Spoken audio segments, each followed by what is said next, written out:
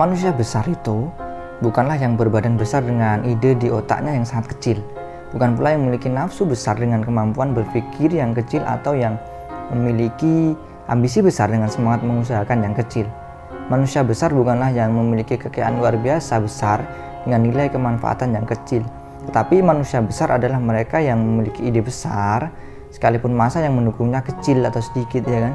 Manusia besar adalah mereka yang memiliki daya juang besar dalam usahanya membangun masyarakat sekalipun dalam lingkup yang paling kecil.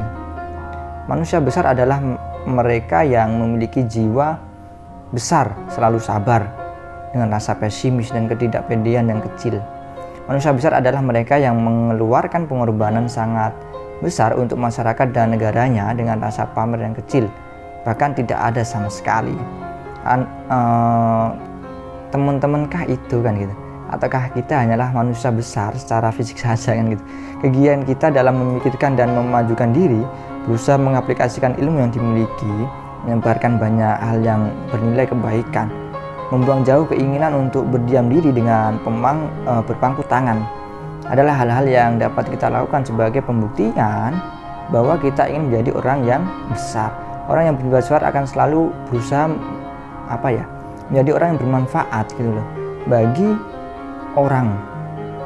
Nah, dia itu akan merasa rugi saat karunia Tuhan hanya ia nikmati sendiri gitu.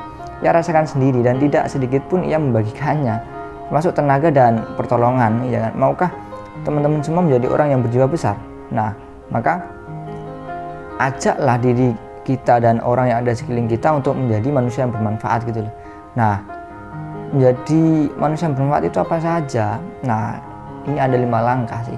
Yang pertama, menjadi pribadi yang bermanfaat adalah kemauan. Tanamkan kemauan yang besar pada diri kita. Orang yang mampu menjadi manusia yang bermanfaat itu banyak, tetapi yang mau ngasih sedikit itu pasti. Maka jadilah kalian orang yang memiliki kemauan untuk melakukan hal yang bermanfaat. Kemauan itu harus datang dari diri kita sendirilah, ya kan? Bukan atas pengaruh orang lain loh, ya. Atau karena kalian ingin mendapatkan penghargaan, itu jangan.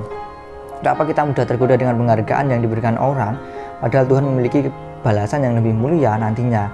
Derajat kita di hadapannya itu naik, ya kan? Dan kebaikan yang kita lakukan di dunia akan menjadikan kita memiliki modal untuk mendapatkan tiket menuju kebaikan yang abadi, yaitu surga kan gitu.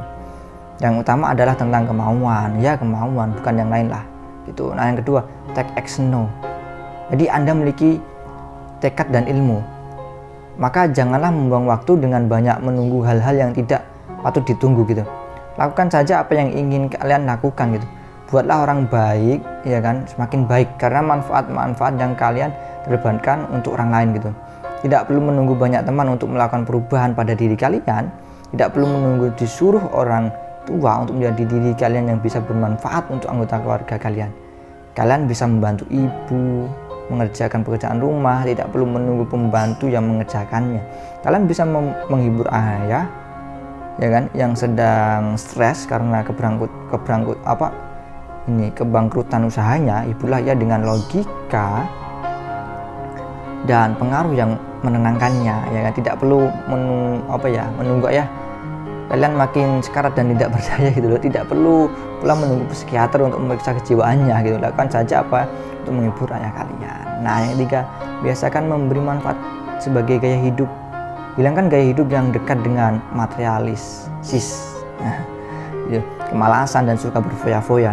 Kalau kalian memiliki sedikit harta, jadikanlah dari yang sedikit tersebut menjadi banyak. Caranya ini nih, banyaklah berderma atau menjadi seorang dermawan, membantu mereka yang membutuhkan. Itu harus. Jika kalian memiliki harta berlimpah sampai apapun bisa kalian beli, ya kan? Janganlah takut tidak bisa melakukan kesenangan kalian hanya dengan memberikan sedikit harta kalian kepada panti asuhan, panti jompo, tempat-tempat ibadah, yayasan kemanusiaan, atau mungkin sekitar di kampung-kampung Anda orang-orang janda-janda tua, itu bisa dibantu gitu. Nah, yang keempat nih, tingkatkan manfaat diri. Awalnya kalian hanya bermanfaat untuk dirimu sendiri, ya kan, memiliki manajemen waktu yang oke, banyak mengikuti fasilitas menambah ilmu, terus tidak merepotkan orang lain, ya kan, terus senang menerima tantangan, optimis, ya gitu. Jadi bermanfaat, ya kan, tingkatkan manfaat diri kalian, yang keempat itu ya. Terus bermanfaat untuk anggota keluarga kalian, saling membantu anggota keluarga yang membutuhkan, contohnya, ya kan, menasihati yang lebih mudah dengan cara yang tepat sasaran, ya kan.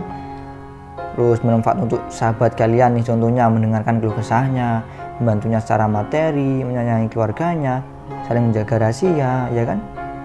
Nah, terus contoh untuk bermanfaat untuk masyarakat sekitar nih, aktif dalam kegiatan lingkungan RT, memberikan ide-ide bagus, ya kan, tidak menjadi provokator keributan lah gitu. Sekarang kan gitu banyak menjadi provokator tapi suruh ke terdepan, itu nggak bisa, nol lah istilahnya gitu. Yang kelima nih, yang terakhir, raih manfaatnya untuk dirimu juga.